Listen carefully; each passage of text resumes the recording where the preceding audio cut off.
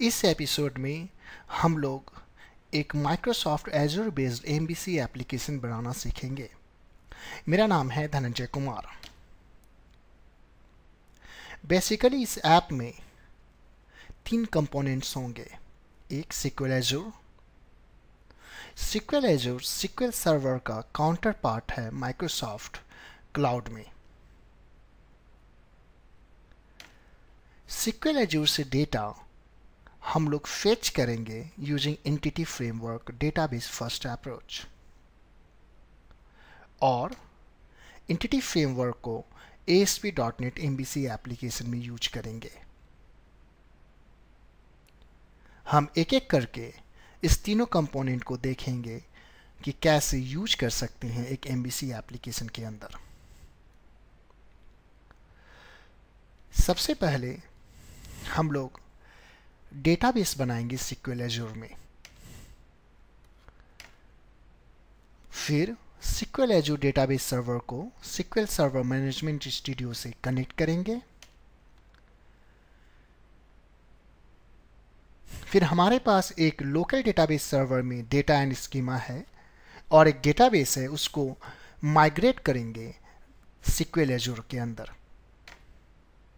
And फिर query करेंगे data को SQL एजूर डेटाबेस से टू टेस्ट कि हमने डेटा सही से माइग्रेट किया है या नहीं टू द क्लाउड। सबसे पहले हमें माइक्रोसॉफ्ट एजूर के मैनेजमेंट कंसोल में जाना होगा, और वहां जाने के लिए आपको URL टाइप करनी होगी manage.windowsazure.com। मैं यहाँ ऑलरेडी लॉगिन हूँ, और आपको एक बात ध्यान में रखना होगा कि इस एप्लीकेशन को बनाने के लिए आपके पास एक अकाउंट होना चाहिए माइक्रोसॉफ्ट एजूर में। एक बार जब आप सक्सेसफुल लॉगिन कर लेंगे, आप इस स्क्रीन पे आएंगे जिसको हम माइक्रोसॉफ्ट एजूर मैनेजमेंट कंसोल बोलते हैं। यहाँ लेफ्ट में बहुत सारे ऑप्शंस हैं। उनमें से एक ऑप्शन है SQL डेटाबेसेस का। यही ऑप्शन SQL एजूर को डिनोट करता है। जब मैं इसे सेलेक्ट करता हूं तो आप यहां देख सकते हैं कि मेरे पास ऑलरेडी 2 डेटाबेस है। तो मैंने अभी SQL डेटाबेस पे सेलेक्ट किया, और आप देख सकते हैं यहां 2 डेटाबेस है। हमें एक नया डेटाबेस बनाना है, एंड उस डेटाबेस पे हम CRUD ऑपरेशन करेंगे MVC एप्लीकेशन से। नया डेटाबेस बनाने के लिए बॉटम में आप देख सकते हैं एक न्यू बटन है, उसको क्लिक कीजिए, और यहाँ आप देखिए आपको ऑप्शन आता है SQL database quick create, custom create and import create. हम लोग एक क्विक क्रिएट ऑप्शन को सेलेक्ट करेंगे। यहाँ जो भी डेटाबेस का नाम आप चाहें आप दे सकते हैं। मैं SQL डेटाबेस के साथ इस एप्लीकेशन को बनाने जा रहा हूं, और ऑलरेडी मेरे पास SQL डेटाबेस है।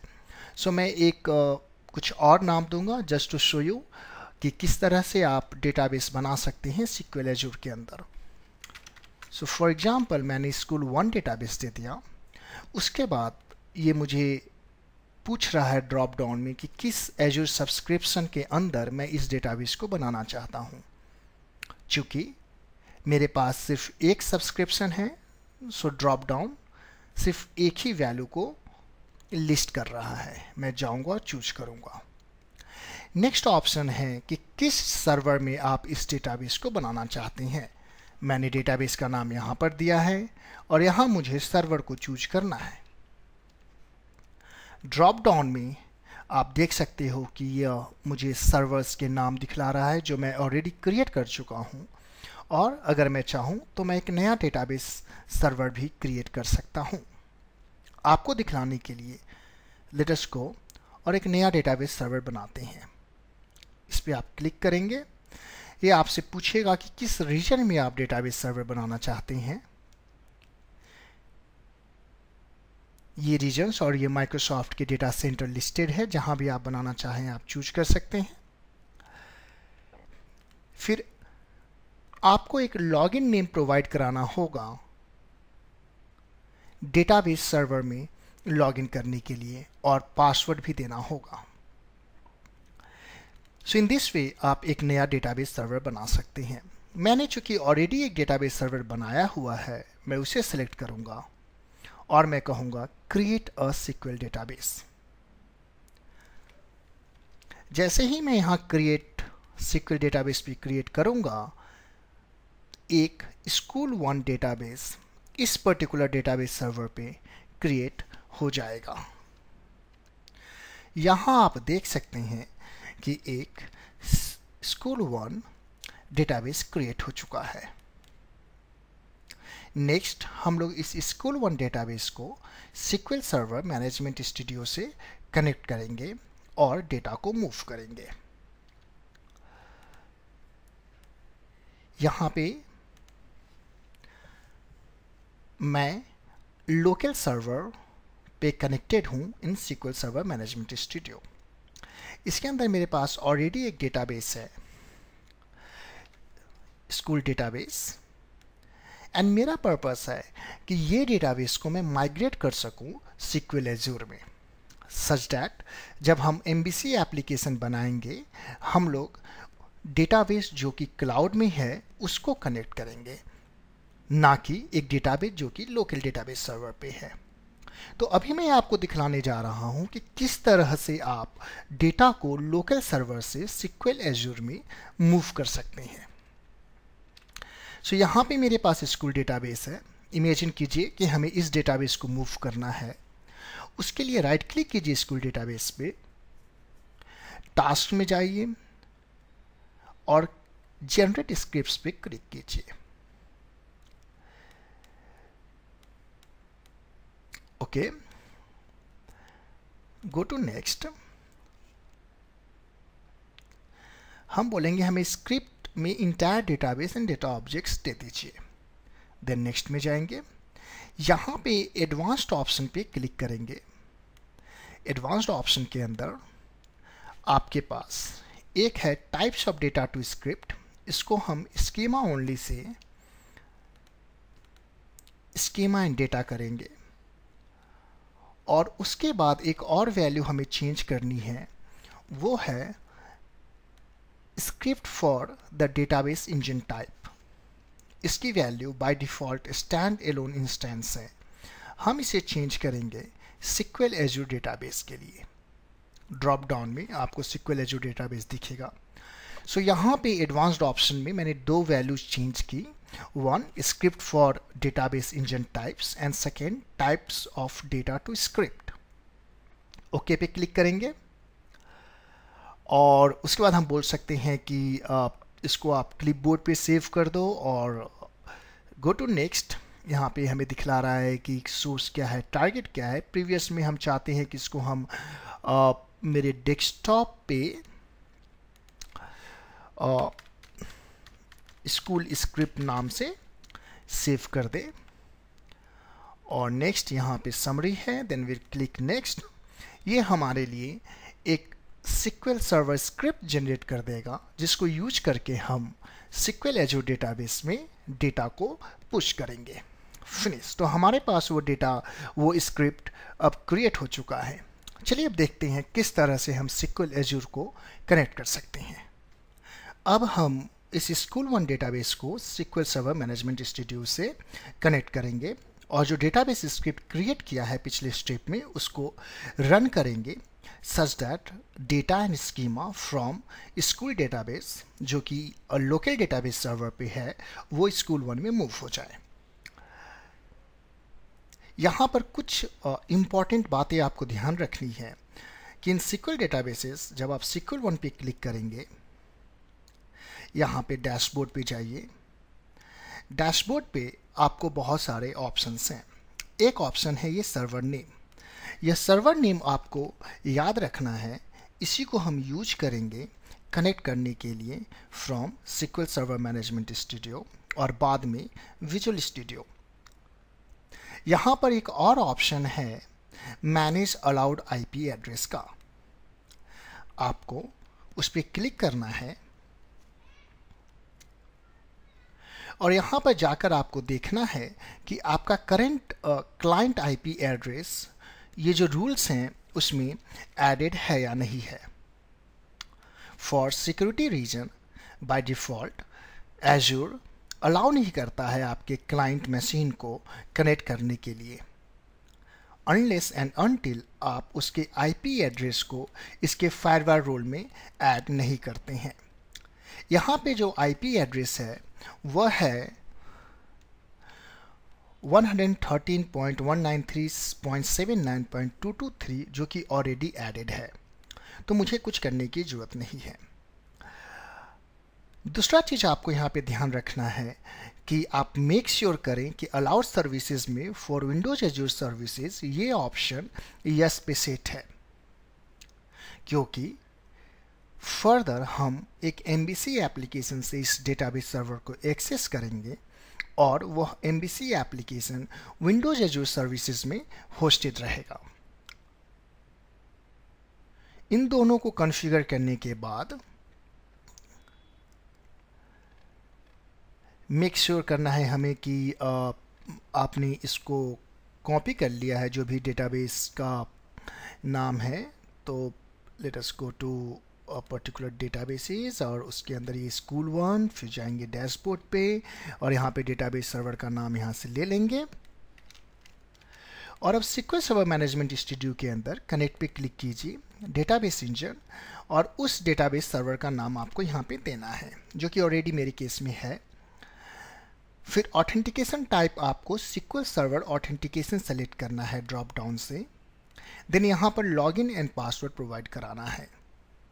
अगर आपको याद होगा जब हम नया डेटाबेस बना रहे थे हमने नया डेटाबेस सर्वर चूज किया था और उसमें हमने एक लॉगिन एंड पासवर्ड प्रोवाइड की थी, वही लॉगिन एंड पासवर्ड यहाँ पर प्रोवाइड करना है। सो मैं जाता हूँ एंड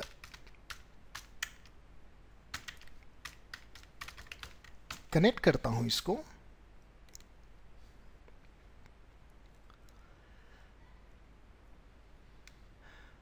और यहाँ पे SQL सर्वर मैनेजमेंट स्टूडियो से मैंने SQL एज्योर के डेटाबेस को कनेक्ट कर लिया है जो कि आप यहाँ देख सकते हैं डेटाबेस सर्वर नेम। और जब इस डेटाबेसेस के अंदर हम जाएंगे तो यहाँ पे ये मुझे स्कूल डेटाबेस ही सिर्फ दिखला रहा है। उसका रीज़न ये है कि हम वापस से जाते हैं कनेक्ट पे डेटाबेस इंजन पे और यहाँ पे ऑप्शन पे जाइए, यहाँ पे वो कनेक्ट टू डेटाबेस स्कूल है, इसको मैं बोलूँगा कि रीसेट ऑल एंड देन फिर लॉगिन पे आऊँगा और फिर से user name and password provide कराऊँगा एंड से कनेक्ट।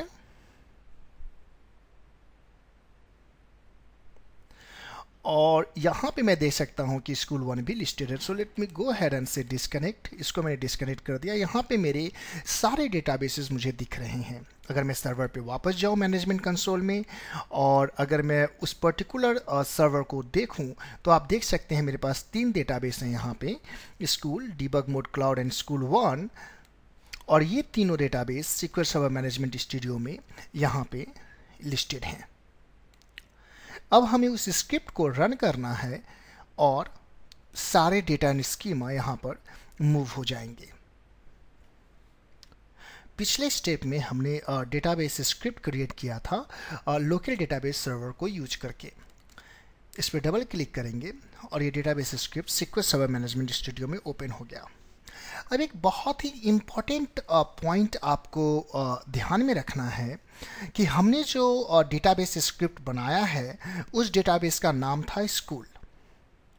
तो इस स्क्रिप्ट को हम रन कर सकते हैं only on school database which got created in SQL azure. जो कि जस्ट टू शो यू मैंने एक स्कूल 1 डेटाबेस बनाया था, मैं इस पर्टिकुलर स्क्रिप्ट को उस पर नहीं रन कर सकता। ओके, सो मैसेज ये है कि आप ध्यान में रखिए कि जिस लोकल डेटाबेस को आप मूव करना चाहते हैं SQL एज्योर में, उसी नाम का डेटाबेस आप SQL एज्योर में बनाइए। यहाँ पे ऑलरेडी मैंने स्कूल डेटाबेस को मूव कर रखा है, स्कूल डेटाबेस जो कि SQL एज्योर में है। मैं यहाँ जाकर अब क्वेरी कर सकता हूँ। फॉर एग्जांपल मैं बोल सकता हूँ select star from dvo.person, person एक टेबल का नाम है, और जब हम इसको रन करेंगे यहाँ पे हमारे पास डेटा आ रहा है। सो यहाँ पर अभी तक हमने सीखा कि किस तरह से हम SQL एजूर में डेटाबेस क्रिएट कर सकते हैं, फिर किस तरह से हम एक डेटाबेस जो कि लोकल डेटाबेस सर्वर पे है, इन प्रीमाइस डेटाबेस सर्वर पे है, उसको SQL एजूर में मूव कर सकते हैं। अब हम यह डेटाबेस जो कि क्लाउड में है, SQL एजूर में है, स्कूल डेटाबेस, इसको हम MVC एप्लीकेशन में यूज करेंगे।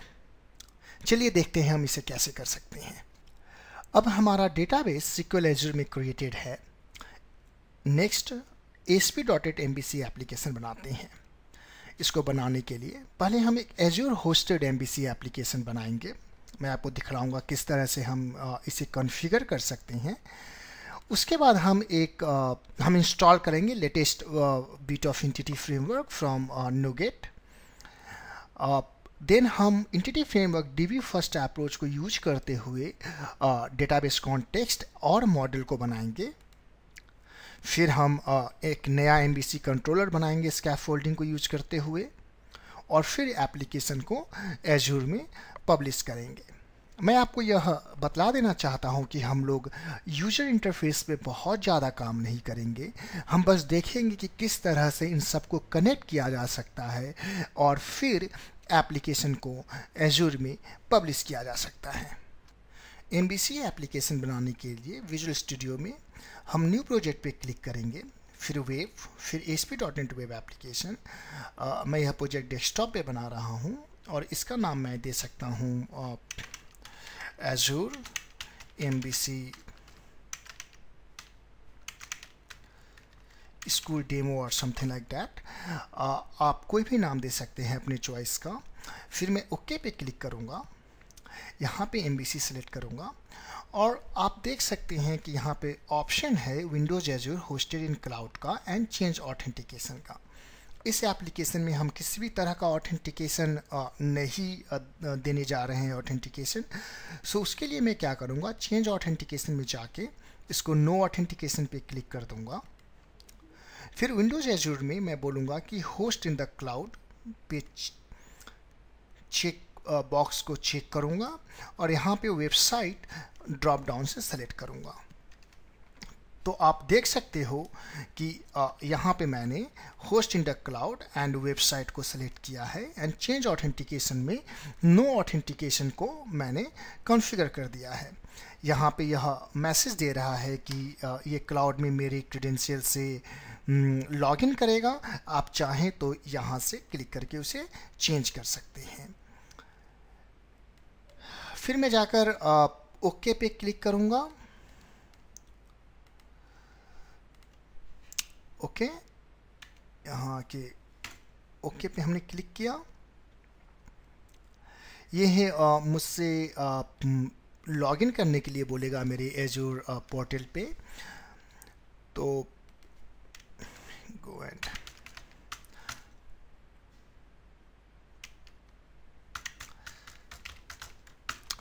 आपको अपने अकाउंट से लॉगिन करना होगा। क्लिक कीजिए साइन इन पे।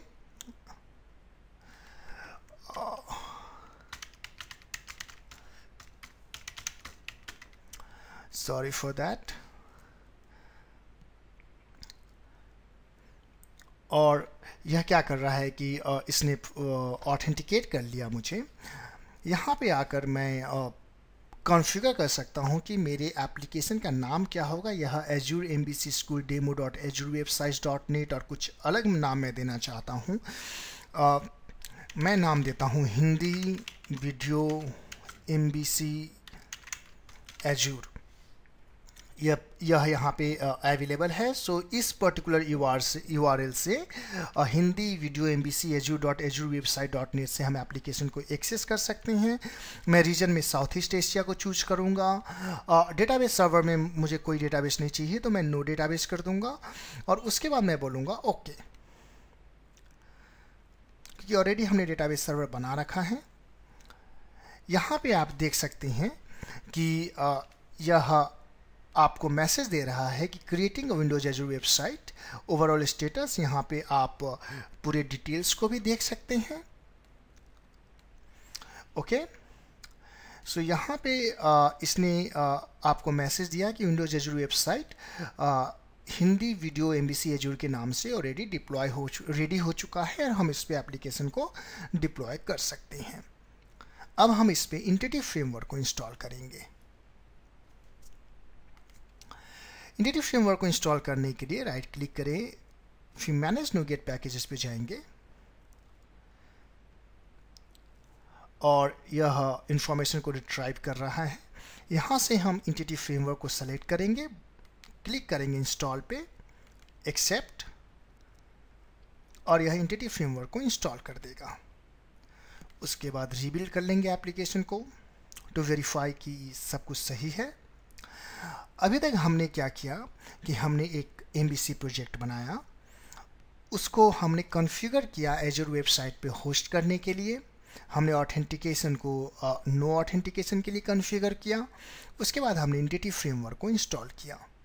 अब हम मॉडल क्रिएट करेंगे। एंड मॉडल्स बनाने के लिए मॉडल्स फोल्डर पे राइट क्लिक करते हैं एंड बोलते हैं ऐड न्यू आइटम। उसके बाद डेटा टैब से सेलेक्ट करेंगे ADO.entity डेटा मॉडल। मैंने क्या किया, मैंने यहाँ से डेटा टैब सेलेक्ट किया, यहाँ से सेलेक्ट किया ADO.entity डेटा मॉडल। इस नेम को मैं एज इट इज छोड़ता हूँ। मैं सारे नेम को डिफ़ॉल्ट पे छोड़ के काम करूँगा। फिर मैंने ऐड पे क्लिक किया। यहाँ पे डिफरेंट ऑप्शंस आ रहे हैं मेरे को। मैं सेलेक्ट करूँगा EF डिजाइनर फ्रॉम डेटाबेस। आपको याद होगा कि हम इस एप्लीकेशन को डेटाबेस फर्स्ट अप्रोच से बनाने जा रहे हैं। फिर मैं नेक्स्ट पे क्लिक करूँगा, यहाँ पर न्यू कनेक्शन पे क्लिक करूँगा। न्यू कनेक्शन में फिर हमें यहाँ पे सर्वर नेम देना है और सर्वर नेम हम देंगे अपने SQL एजूर डेटाबेस का, जो कि सर्वर नेम यहाँ पर है। इसको कॉपी करेंगे, पोर्टल से विजुअल स्टूडियो में जाएंगे, यहाँ पे उस सर्वर नेम को देंगे। फिर use SQL server authentication, user name, then password.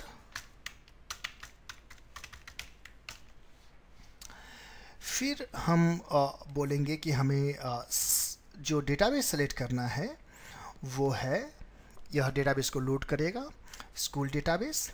Click करेंगे कनेक्शन को और टेस्ट करने के लिए on test connection succeeded, then click on okay. यहाँ बोलेंगे कि yes include a sensitive data in connection string. Again इसको डिफ़ॉल्ट वैल्यू पे छोड़ देंगे और क्लिक करेंगे नेक्स्ट।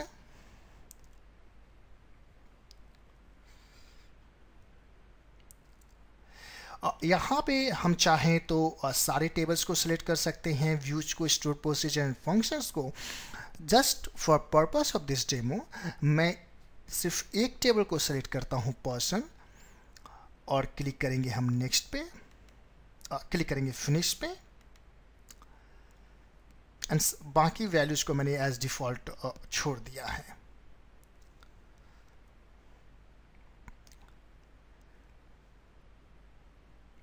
ये अब एक डेटा मॉडल क्रिएट कर देगा SQL एजूर डेटाबेस को यूज करते हुए with the person table.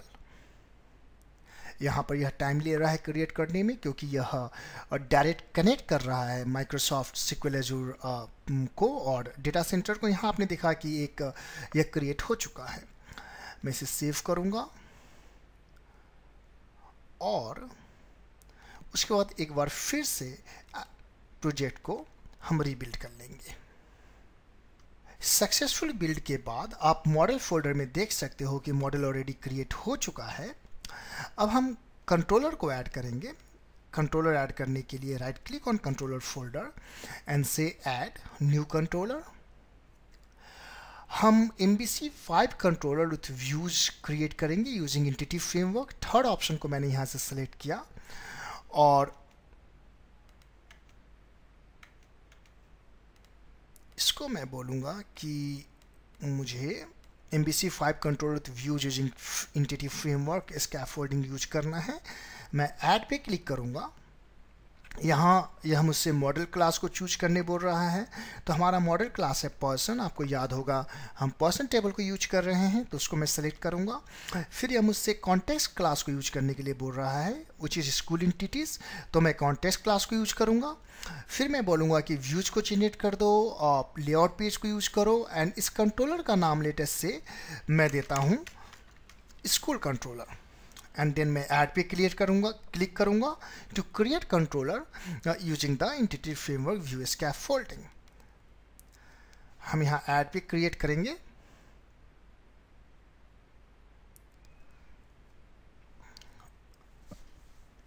Okay, यहाँ पे आप देख सकते हैं कि एक स्कूल कंट्रोलर क्रिएट हो चुका है हमारे लिए, और इसके साथ साथ इन views create, delete, details, edit, index views भी क्रिएट हो चुके हैं। अब let's go and run this application. अभी हम एप्लीकेशन को रन करते हैं।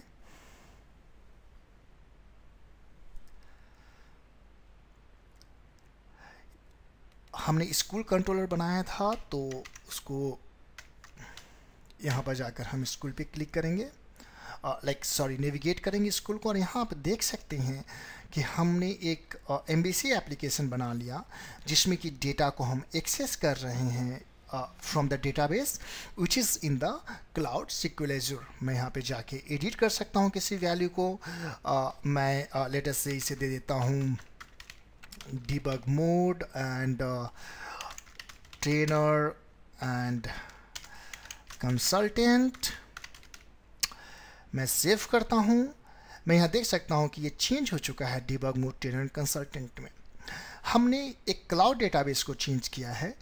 Late us go to cloud again. यहाँ पे स्कूल डेटाबेस में हम चाहें तो इसको यहाँ से मैनेज कर सकते हैं। हमने स्कूल डेटाबेस को चेंज किया है, तो अभी हम मैनेज पे क्लिक करते हैं। ओके, और वापस से हम अगर इसमें डेटाबेस सर्वर पे SQL सर्वर मैनेजमेंट स्टूडियो में आए और इस पर्टिकुलर क्वेरी को रन करते हैं, तो आप यहाँ पे देख सकते हो कि ये वैल्यू जो है सो चेंज हो चुका है debug mode, trainer and consultant के लिए। तो यहाँ पे हमने एक एप्लीकेशन बना ली है जो कि completely data from the cloud को यूज कर रहा है। एक चीज़ और हम इससे, जिससे पहले हम इसे पब्लिश करें, हम चेंज करना चाहेंगे। हम let us go to start folder, और उसमें जो हमारा राउट कॉन्फ़िग है उसमें जो डिफ़ॉल्ट कंट्रोलर है उसकी वैल्यू को हम होम के जगह स्कूल को दे देते हैं, सच दैट डिफ़ॉल्ट URL पे यूज़र को एप्लीकेशन दिखे। और जो हमारा व्यू है शेयर्ड फोल्डर में, उसमें हम यहाँ पे जो लेआउट है उसमें हम जो वैल्यू है उसका नाम एप्लीकेशन इंडेक्स, यहाँ पे हम इसको स्कूल दे देते हैं। और यहाँ से हमें अबाउट एंड वो कॉन्टैक्ट नहीं चाहिए, तो इस पर्टिकुलर को हम कॉपी कर कमेंट कर सकते हैं। नीचे लेट अस से दैट हम इसको दे देते हैं स्कूल एप्लीकेशन।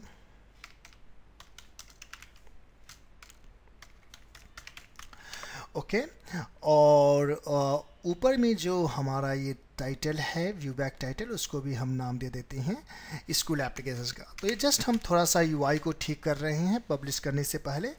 और यहाँ पे हमने एप्लीकेशन नेम की जगह इसको हम दे देंगे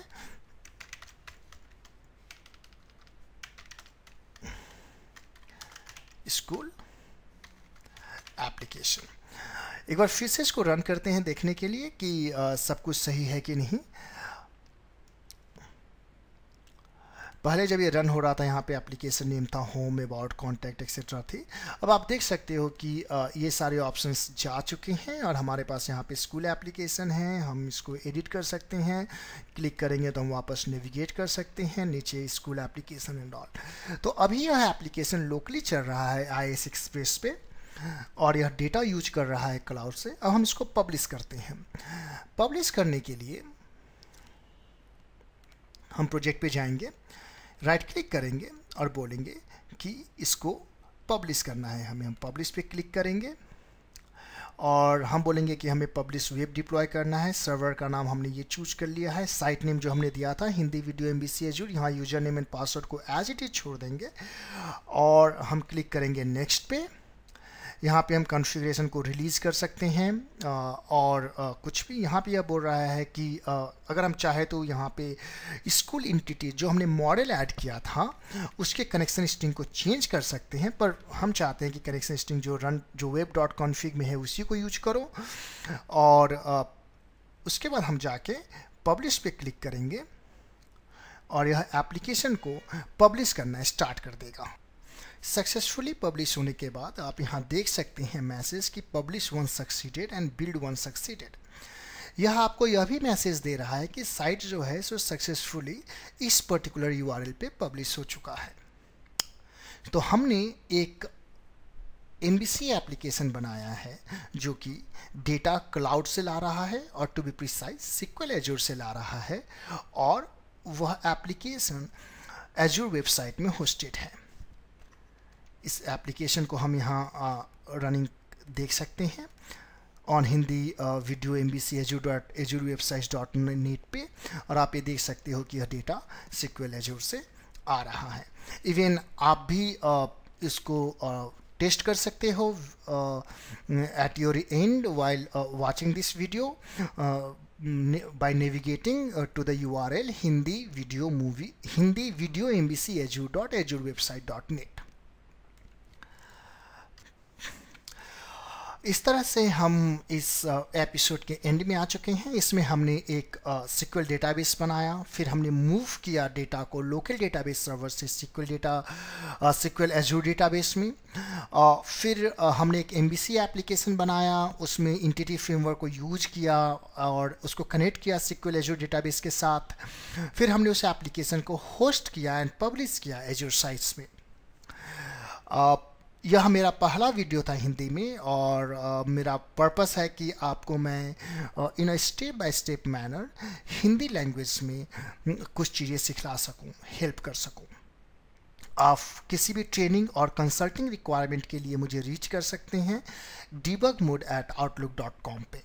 आप मुझे ट्विटर पे फॉलो कर सकते हैं debug_mode पे, और मैं आपको रिक्वेस्ट करता हूं कि प्लीज़ कमेंट में मुझे बतलाइए आपको यह वीडियो कैसा लगा, और मैक्सिमम लोगों के साथ इसको शेयर कीजिए। Thank you so much.